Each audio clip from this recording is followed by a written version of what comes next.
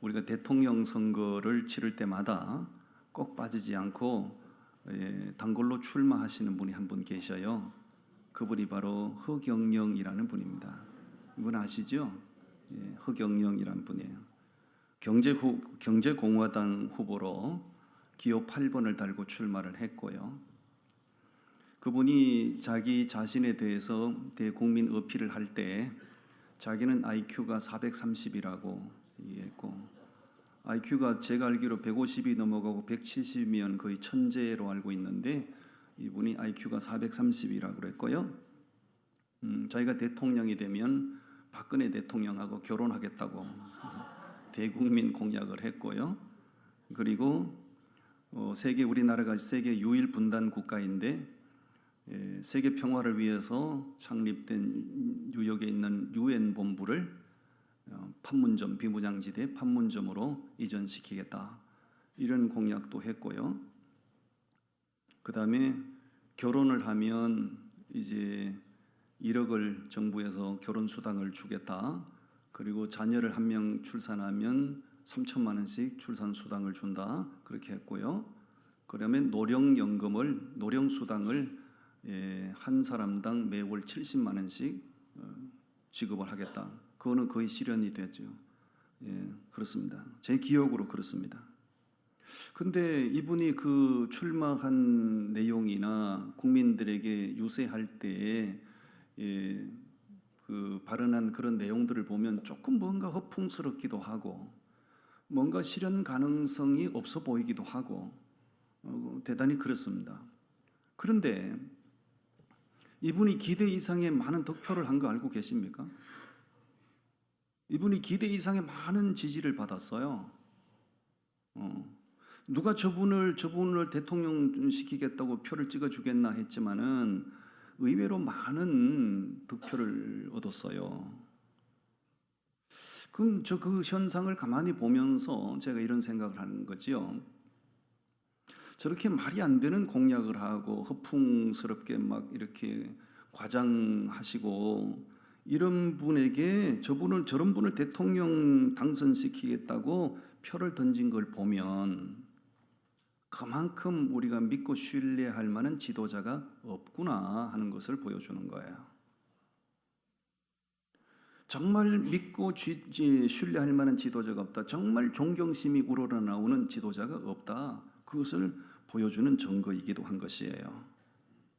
믿고 따를 만한 지도자가 없을 때 국민들의 마음은 공허하게 됩니다. 여러분, 가정을 비유를 들면 가정에서 자식들이 아버지와 어머니를 존경하지 못하고 신뢰할 만한 아버지와 어머니가 계시지 않으면 그 자녀들의 마음이 공허하게 되는 거죠. 국민들의 입장에서 전폭적으로 내가 신뢰할 만한, 존경할 만한 지도자가 없다는 것은 국민들의 마음이 공허하게 되는 거죠. 그걸 반대로 역으로 설명을 드리면 내가 국민의 한 사람으로서 신뢰할 만한 지도자가 있다, 정말 존경심이 우러나오는 지도자가 있다는 얘기는 국민들의 마음이 행복해지는 거예요.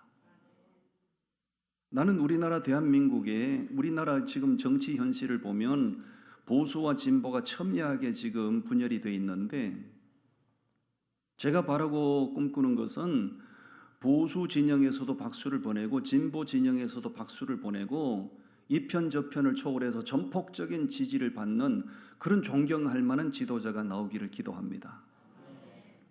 오늘 제가 왜 이런 얘기로 설교를 시작하는가 하면 오늘 제가 느헤미야에 대해서 말씀을 준비했어요. 세상에 그런 지도자가 어디 있겠나 하지만 느헤미야를 보면 느헤미야는 그런 지도자였어요. 너무나 훌륭한 지도자였어요. 그리고 정치적으로 그런 훌륭한 지도자일 뿐만 아니라 하나님을 믿는 사람들은 어떻게 믿고 어떻게 신앙생활해야 되는지에 대해서 정확한 모델이 될 만한 사람이에요. 오늘 느헤미야에 대해서 말씀을 제가 전할 때 우리 모두 공감이 되면 좋겠고 은혜가 되면 참 좋겠습니다. 첫 번째 주제 띄워드리겠습니다. 느헤미야는 어떤 사람이었다고요? 내 조국, 자기 조국을 뜨겁게 사랑하는 사람이에요. 우리 오늘 본문 말씀 가운데 1절을 같이 읽어봅니다. 1절 말씀 시작. 하가랴의 아들 느헤미야의 말이라. 아닥사스다 왕 제20년 기슬로월에 내가 수산궁에 있는데, 자기가 어디 있다는 거죠? 수산궁에. 수산궁은 페르시아 제국의 왕궁입니다. 미국의 대통령이 거하는 집을 화이트하우스 백악관이라고 해요. 러시아의 대통령이 거주하는 집을 가리켜서 크렘린궁이라고 하지요. 지금은 바뀌었지만 우리나라 대통령이 거주하는 집을 청와대 블루하우스라고 얘기하지요. 그 당시 페르시아 제국의 왕이 거하는 집을 수산궁입니다. 이 느헤미야가 지금 그 수산궁에 지금 있다는 거죠. 느헤미야는 페르시아 사람이 아닙니다. 유대인입니다. 왜 그 바벨론의 포로로 잡혀간 사람인데 어떻게 페르시아 제국의 왕궁에 있게 됐는가? 거기서 무슨 직분을 감당했는지요? 11절 한번 읽어보실까요? 11절 말씀 시작. 주여 구하오니 귀를 기울이사 종의 기도와 주의 이름을 경외하기를 기뻐하는 종들의 기도를 들으시고 오늘 종이 형통하여 이 사람 앞에서 은혜를 입게 하옵소서 하였나니 그때 내가 왕의 술관원이 되었나니라. 그때 그가 직분이 뭐예요? 왕의 술관원. 왕의 술관원이 됐다는 얘기는 최고의 관직이에요. 왜냐하면 그 당시에는 연회 정치가 연회 정치. 제국을 통치하는 제왕들이 자기 세를 과시하기 위해서 계속해서 초대형 연회를 열고 그 연회를 통해서 자기 윗세를 과시하는 시대예요. 근데 그 왕의 술관원이 됐다는 얘기는 왕이 마시는 모든 음료를 책임지는 사람이에요. 그거는 왕의 생명과 직결된 직분이기 때문에 아무에게나 맡길 수 없는 거예요. 정말 전폭적으로 믿을 만한 사람, 정말 신뢰할 만한 사람에게 그 직분을 맡기는 거예요. 근데 참 신기합니다. 페르시아 사람도 아닌 유다 나라에서 예루살렘으로 포로로 끌려갔던 그 느헤미야가 그 대페르시아 제국의 왕궁에서 왕의 음료를 총괄하는 사람이 됐다.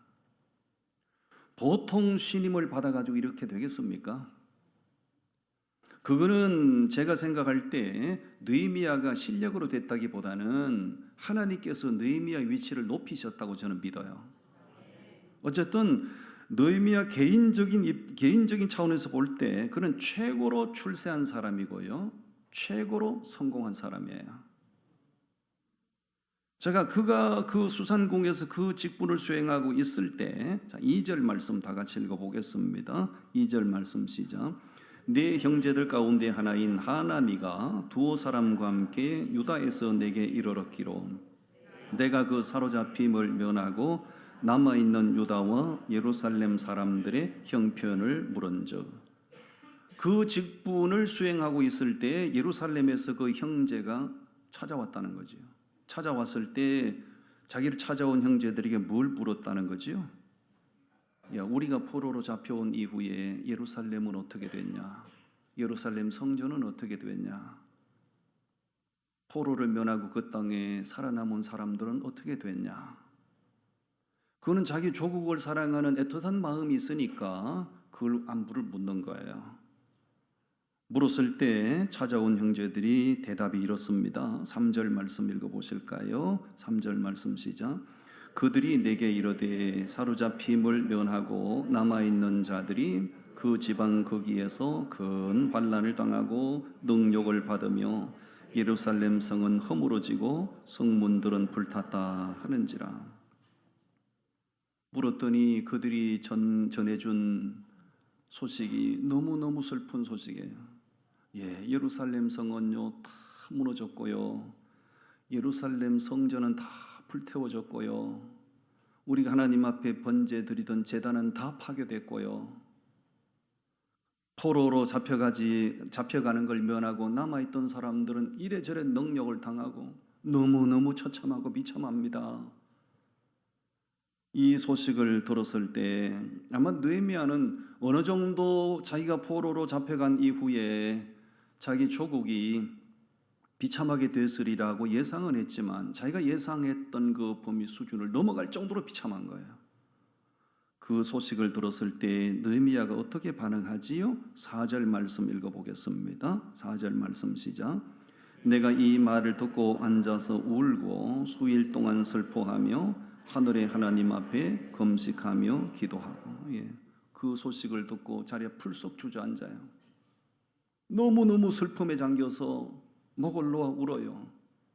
그리고 하나님 앞에 금식을 선포하며, 이거는 비참하게 된 자기 조국을 위해서 슬퍼하고 금식하는 거예요.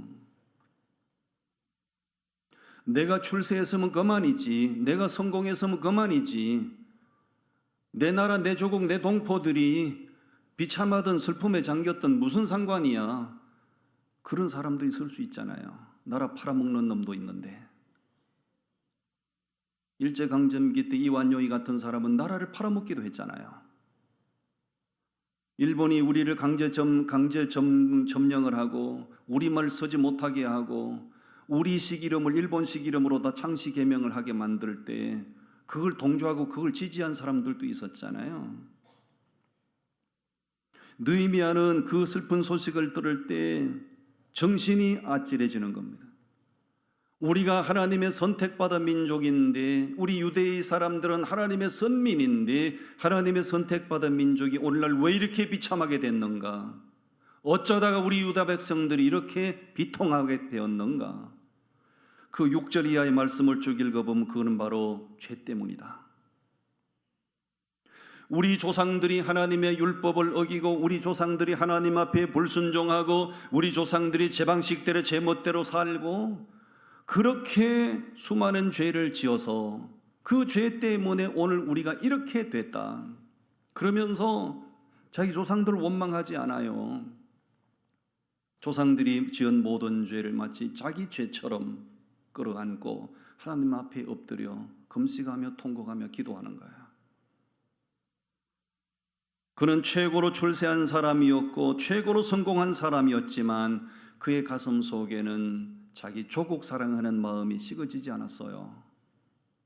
자기 동족, 자기 조국, 자기 고향을 사랑하는 마음이 조금도 식어지지 않았던 거예요.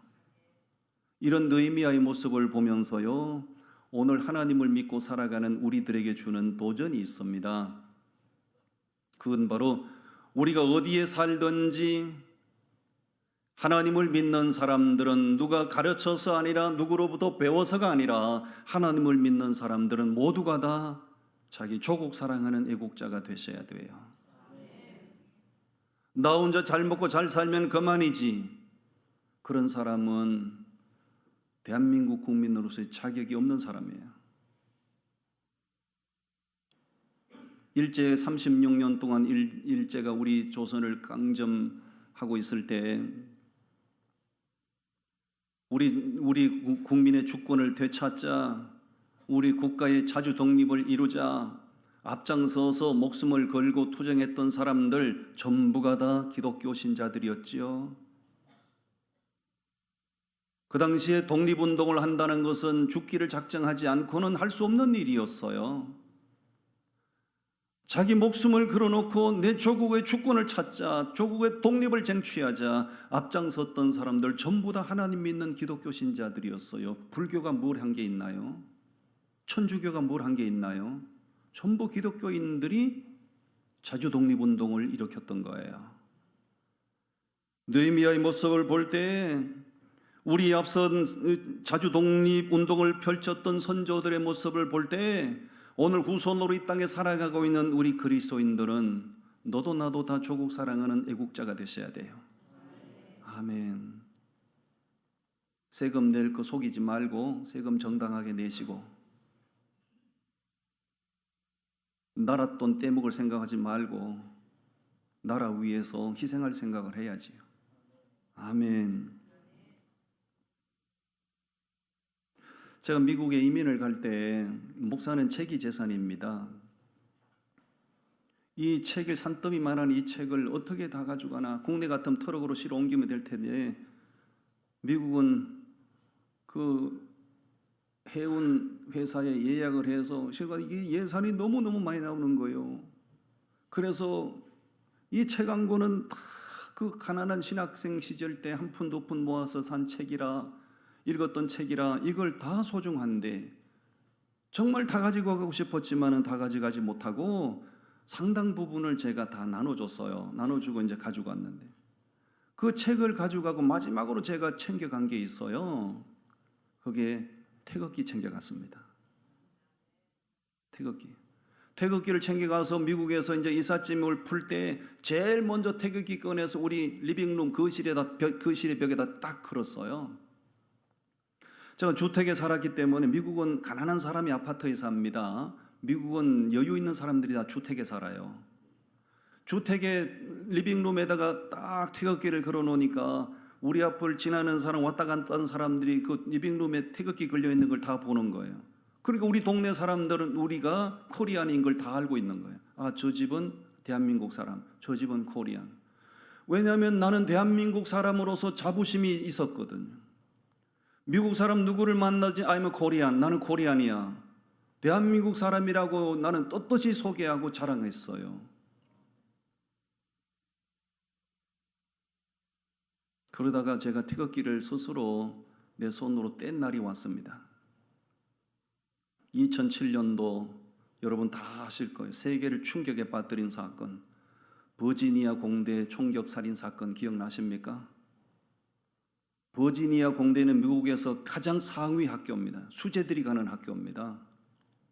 한국 학생 조성희 군이 그 미국 학생 32명을 사살했죠. 그 버지니아 공대는 머리가 수재들이 가는 학교라고요. 한국 학생 조성희 군이 총을 꺼내서 아무 자기하고 상관없는 학생들 32명을 총격 살인시켰습니다. 그리고 23명이 중상을 입었어요. 그 엄청난 세계를 충격에 빠뜨린 사건이 일어났을 때 내가 그동안에 미국에 와서 나 코리안이야, 나 대한민국 사람이야 자랑스럽게 내가 그렇게 떠들고 다녔는데 이제는 내가 태극기를 떼야 되겠다. 내 손으로 태극기를 뗐어요. 그리고 내게 공포심이 막 몰려왔습니다. 우리 동네 사람들이 내가 코리안인 걸 다 알고 있는데 한국 학생이 저렇게 수많은 엄청난 일을 저질렀으니 우리 동네 옆집 사람들, 뒷집 사람들이 나를 그냥 어떻게 볼까? 우리 집을 공격하지 않을까? 태극기를 떼서 접어서 박스에 넣어놓고 두려운 마음으로 그날 밤을 지냈어요. 이튿날 됐는데 옆집 아저씨가 와가지고 배를 눌러. 순간 몸이 오싹했습니다. 이제 올 게 왔구나. 문을 조심스럽게 열었더니 그분이 나보고 먼저 하는 말이 I'm sorry. I'm sorry. 자기가 나보고 미안하대요. 너가 왜 내게 미안한가? 나보고 그래요. 너 어젯밤에 조성희 군이 벌인 일을 뉴스를 봤니? 그래요. 봤다고. 그랬더니 I'm sorry. 자기가 미안하대요. 너가 왜 미안하니? 그랬더니 미국이 그 한국 학생 조성희 군을 너그러운 마음으로 잘 품어줬으면 이런 일이 발생하지 않았을 텐데 우리가 그를 품어주지 못해서 그가 엄청난 일을 저질렀다. 그래서 자기가 미안하대요. 내가 2차 충격을 받은 거예요. 조금 있으니까 다른 반대쪽의 옆집 아저씨가 찾아 또 배를 눌러요. 나보고 똑같은 말, 너 어제 저녁에 그 뉴스 봤니? 봤다고. 그랬더니 I'm sorry. 너무 미안하대요. 똑같은 말을 하는 거예요. 우리가 그를 지켜주지 못해서 이런 일이 벌어졌다고. 그 순간 내 머리가 너무 복잡해졌어요. 야, 이것이 미국 1등 국민성인가 싶기도 하고, 만약 이 사건이 우리나라 대한민국 서울 한복판에서 일어났다고 가정을 해볼 때 미국 학생이 우리 한국 그 수재들 32명을 총격 살인시키고 23명을 그렇게 중상을 입혔다고 생각하면 우리 한국 사람들이 어떻게 반응했겠는가? 양키 고홈 외치지 않았겠는가? 내가 너무 부끄러움을 느끼고 이것이 우리가 따라갈 수 없는 미국의 1등 국민성이구나. 너무나 부끄럽고 너무나 죄송하고 그랬습니다. 나는 미국에서 이민을 가서 목회를 하면서 함께하는 성도들에게 늘 수시로 한 말이 있습니다. 사랑하는 성도 여러분, 우리 같은 사람을 이민자로 받아준 미국 정부에 우리 잘합시다. 그리고 우리가 여기 미국에 이민을 와서 어떤 사람들은 불법 체류자로, 어떤 사람들은 영주권자로, 어떤 사람들은 시민권자로 그렇게 살고 있지만 우리는 코리안이다. 우리가 우리 조국을 잊으면 안 된다. 우리 조국을 위해서 끊임없이 기도하자. 우리가 여기서 미국 땅에서 우리가 기도하면 우리 조국이 평안할 거야. 우리가 더 많이 기도하면 하나님 우리 조국을 지켜주실 거야. 늘 우리 성도들에게 이 마음을 나누었어요. 오늘 저는 느헤미야에 대해서 말씀을 묵상하면서 미국에서 제가 겪었던 그런 일들이 막 영화 필름처럼 막 지나가는 거예요. 결론적으로 우리에게 주는 도전이 하나님을 믿는 사람들은 어느 시대나 어느 지역이나 어디 가서 살든지 간에 하나님을 믿는 사람들은 가슴 속에 조국이 품어져 있어야 됩니다. 아멘. 옆 사람 물어보세요. 당신 가슴 속에 조국이 품어져 있어? 전부 다 나라를 이용해 먹을 놈만 수두룩하고 어디 눈먼 돈 없나 싶어서 눈이 벌게 가지고 설치는 이 도둑놈 같은 사람들만 절비하고 나라를 위해서 자기가 충성할 생각은 하지 않고 나라를 이용해 먹을 사람들만 절비하고 이래가지고 우리나라가 안 되지요. 우리 예수 믿는 사람들만이라도 조국을 위해서 더 많이 기도합시다. 느헤미야는 자기 조국을 가슴으로 뜨겁게 사랑하는 사람이었어요. 우리 다 그런 사람 되기를 원합니다. 두 번째 소개하겠습니다. 느헤미야는 4장에서 볼 수 있는 내용인데요. 어떤 위협에도 비방에도 비난에도 흔들리지 않는 사람이에요. 중심이 흐트러지지 않는 사람이었어요. 느헤미야서 4장 1절과 2절 말씀을 우리 같이 읽어봅니다. 시작. 산발랏이 우리가 성을 건축한다 함을 듣고 크게 분노하여 유다 사람들을 비웃으며 자기 형제들과 사마리아 군대 앞에서 일러 말하되 이 미약한 유다 사람들이 하는 일이 무엇인가? 스스로 견고하게 하려는가? 제사를 드리려는가? 하루의 일을 마치려는가? 불탄 돌을 흙무더기에서 다시 일으키려는가 하고 3절 암몬 사람 도비야는 곁에 있다가 이르되 그들이 건축하는 돌 성벽은 여호가 올라가도 곧 무너지리라 하더라. 아멘. 느헤미야가 백성들을 인솔해서 예루살렘으로 돌아와서 보니 소식을 들었던 것처럼 성벽은 전부 무너졌고 성전은 전부 불태워졌고 이 비참한 자기 조국의 상황을 보고 백성들을 독려해서 자, 우리가 무너진 성벽을 다시 수축하십시다. 서로 독려하면서 무너진 예루살렘 성벽을 자, 이제 중건하는 일을 하는 거예요. 그거를 지켜보고 있던 사마리아 지도자 산발랏, 암몬 사람의 지도자 도비야가 막 비난을 해요. 막 조롱을 해요. 그죠? 그 2절 말씀에 뭐라고 조용합니까? 뭐라고 비난하고 조롱합니까? 저 인간들이 지금 무슨 짓을 하는 거야? 뭐 저 사람 저놈들이 뭐 성벽을 건축한다고? 우리로 말하면 웃기고 자빠졌다야 뭐 이런 얘기입니다. 그리고 3절에서 보면 그들이 뭐라고 조롱합니까? 참 저놈들이 무슨 뭐 제정신인가? 성벽을 건축한다고? 저놈들이 쌓아올리는 성벽은 여우 새끼가 올라가도 무너질 것 같아. 막 조롱하고 비난하는 거예요. 이 정도가 되면 의욕이 다 빠지게 되지요. 의욕이 꺾어지게 되지요.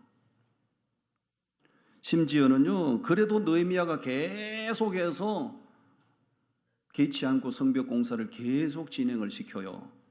그러니까 7절, 8절 보세요. 무슨 짓을 하는가? 7절, 8절을 한번 읽어봅니다. 시작. 산발락과 도비아와 아라비아 사람들은 암몬 사람들과 아소도 사람들이 예루살렘 성이 중수되어 그 허물어진 틈이 메꾸어져 간다 함을 듣고 심히 분노하여 다 함께 꾀하기를 예루살렘으로 가서 치고 그곳을 요란하게 하자 하기로. 개의치 않고 성벽 공사를 계속 진행을 하니까 이놈들이 완전히 스스로 이렇게 폭발해가지고 자, 우리 힘을 모아서 공격하러 가서 까부수자, 때려부수자, 이런 겁니다. 조롱해도 개의치 않고 비난해도 개의치 않고, 그러니까 이제 막 위협을 하는 겁니다. 공격하겠다고. 연합군대를 형성해서 공격하겠다는 거예요. 이 정도가 되면 웬만한 사람 같으면 의지가 다 꺾어지죠. 손에 맥이 다 풀리게 돼 있어요. 느헤미야는 어떻게 했을까요? 4절 말씀 보시겠습니까? 4장 4절 말씀 우리 같이 읽어봅니다. 시작. 우리 하나님이여 들으시옵소서. 우리가 업신여김을 당하나이다. 원하건대 그들이 욕하는 것을 자기들의 머리에 돌리사 노략거리가 되어 이방에 사로잡히게 하시고. 느헤미야가 어떻게 하지요? 비난한다고, 조롱한다고, 협박한다고, 위협한다고, 그래 나 그만둘게, 그래 나 안 할게, 뒤로 물러서고 포기하고 물러선 것이 아니고, 그들이 조롱할 때마다, 비난할 때마다, 협박할 때마다 그 모든 상황을 고스란히 하나님께 올려드리고 기도하는 거예요. 하나님, 저들이 우리 조롱하는 것 보고 계시지요? 하나님, 저들이 우리 위협하는 것 보고 계시지요? 하나님이여 갚아주시기를 바랍니다. 저들이 나를 상대하지만 느헤미야는 하나님을 상대하는 거예요. 이게 그리스도인들의 삶의 법칙이 돼야 돼요. 내게 섭섭한 말을 하는 사람 내가 상대하면 함께 망합니다. 나를 공격하는 사람, 내게 상처 주는 사람 내가 함께 상대하면 너도 망하고 나도 망합니다. 나를 공격하고 나를 조롱하고 나를 비웃을 때 내가 느헤미야처럼 하나님 상대하면 하나님 보고 계세요, 듣고 계세요, 하나님 알고 계세요. 하나님께서 갚아주세요. 하나님께서 해결해 주실 거예요. 사단 마귀의 전략 중에 하나가 뭐냐면 김빼기 작전이거든요. 김이 빠지면 다 안 되는 거예요. 의욕을 꺾어버리는 거, 이 사단의 전략이에요. 느헤미야가 백성들을 독려해서 다시 수축한 예루살렘 그 성벽 도면이 있거든요. 그림을 한번 보여드릴게요. 한번 보시죠. 저게 쉬운 일이 아니죠. 포로에서 돌아온 상태에서 뭐 물자가 있습니까? 뭐가 있어? 아무것도 없어요. 그냥 으쌰 해서 그냥 이심전심이 돼서 그냥 그렇게 느헤미야를 중심으로 밀어붙인 프로젝트. 그렇게 해서 성벽이 무너졌던 성벽이 다시 수축이 된 거예요. 만약에 그들이 조롱할 때, 비웃을 때, 협박할 때 그냥 포기했더라면 저 일은 진행될 수 없었겠죠. 우리가 신앙생활을 하는 가운데 믿음이 흔들릴 때가 참 많이 있어요. 언제 믿음이 흔들리는가?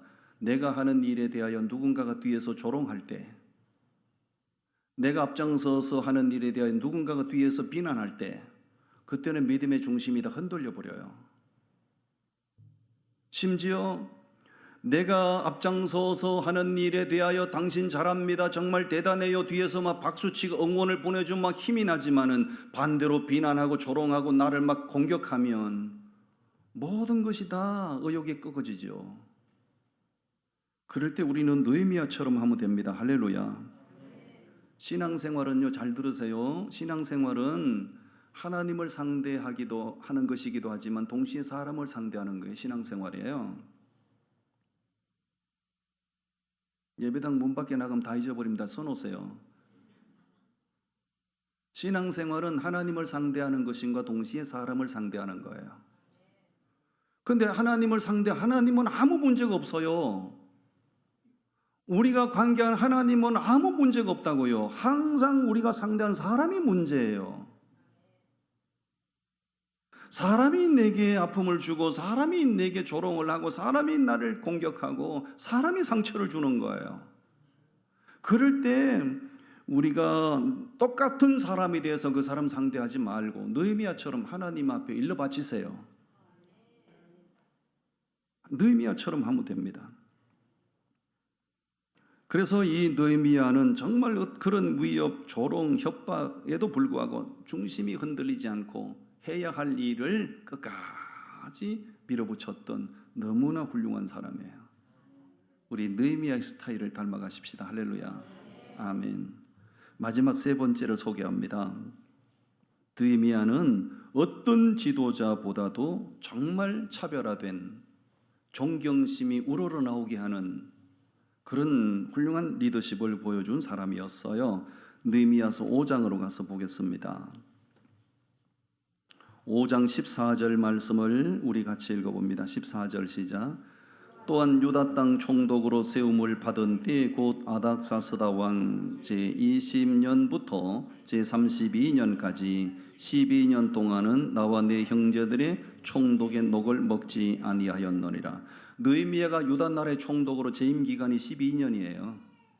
12년 동안 유다 나라의 총독으로 재임을 하면서 뭘 먹지 않았다고요? 총독으로서 마땅히 받아 마땅한 그 모든 페이를 받지 않았다. 자기만 그런 게 아니라 자기 형제들도 한 푼 부정한 돈을 뒷거래하지 않았다. 그 얘기예요. 깨끗한 겁니다. 15절 읽겠습니다. 15절 말씀 시작.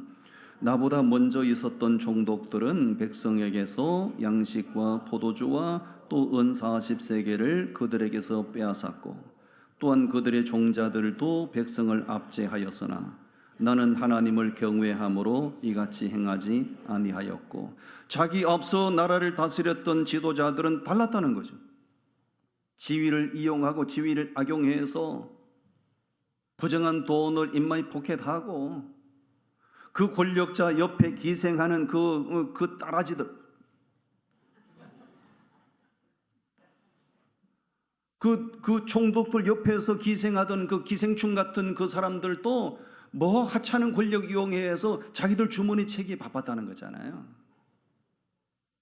느헤미야는 그렇게 안 했다는 거예요. 왜? 하나님을 믿는 사람이니까. 아멘. 또 읽어보실까요? 18절 우리 다 같이 읽어봅니다. 시작.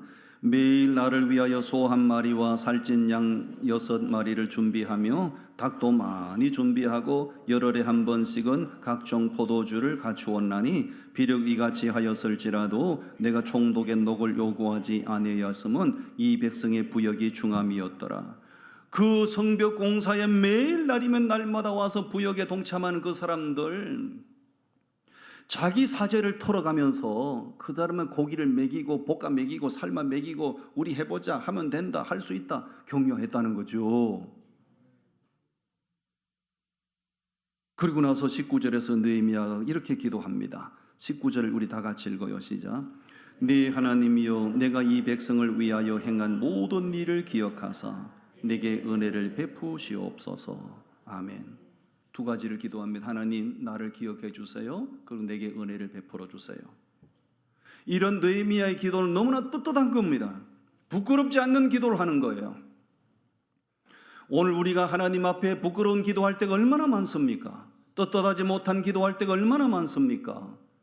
생전에 하나님 나라 위하여, 생전에 교회를 위하여 아무것도 봉사하지 않는 사람들이 내 가정에 내 삶에 좀 급한 일 생기면 하나님 이거 도와주세요. 하나님 이거 도와주세요. 너무나 부끄러운 기도하는 거 아닙니까? 남들이 슬픔 당할 때 아무 관심 없다가 내가 슬픈 일 당할 때 슬픈 일 당했다고 과장하면 부끄러운 거 아닙니까? 느헤미야는 하나님 나를 기억해 주세요. 하나님 내게 은혜를 베풀어 주세요. 떳떳한 기도를 하는 겁니다. 우리 하나님 앞에 떳떳한 기도 하십시다. 아멘. 설문조사기관에서 우리나라 33개 직업군을 설문조사했는데 이게 부끄럽지만 제가 공개합니다. 33개 직업군에서 가장 신뢰할 만한 직업 소방관을 꼽았더군요. 소방관 1등이에요. 소방관. 2등이 간호사고요, 3등이 환경미화원이에요. 저는 새벽기도 올 때 갈 때 꼭 쓰레기 치우는 분들이 계세요. 제가 꼭 인사합니다. 참, 옆에 지나가면 냄새가 악취가 막 나요. 그래도 참 수고합니다. 정말 감사합니다. 인사해요. 고맙잖아요. 신부가 11등이요, 중이 18등이요, 목사가 25등이요. 참말로 쪽팔려. 중보다는 목사가 신뢰할 만해야 될 거 아니요. 중보다 못해. 절간에 중보다 목사가 못해. 맨날 성당에서 좌파 선동하는 신부보다 목사가 나아야 될 거 아니요. 신부분 목사보다 신부가 더 신뢰할 만하대. 절간에서 날이면 날마다 남의 탑을 도람의 탑을 외치는 중보다도 목사가 못하대. 참, 이게 쪽팔리는 게 아니고 뭐요 이게. 언론사 기자가 28등이요, 정치인들이 33등 꼴찌요. 뭐 정치인들이야 뭐 다 그놈이야. 정치인들이 뭐 현수막 걸어놓은 거 보면 가관이요, 가관. 자기는 절대 선이고 저놈은 다 나쁜 놈들이라, 타도 대상이라. 우리는 알고 있다 이놈들아. 니놈들은 다 똑같은 놈들이야. 보수나 진보나 똑같은 놈이라고. 정치인들 말을 누가 믿어요? 언론사 기자들 다 사기꾼들이지. 기자들 말을 누가 믿어요? 그러나 그 사람들 뭐 하위 등위를 차지하는 건 다 그럴 수 있는 거예요. 근데 목사는 3등 안에 들어가야 될 거 아니에요.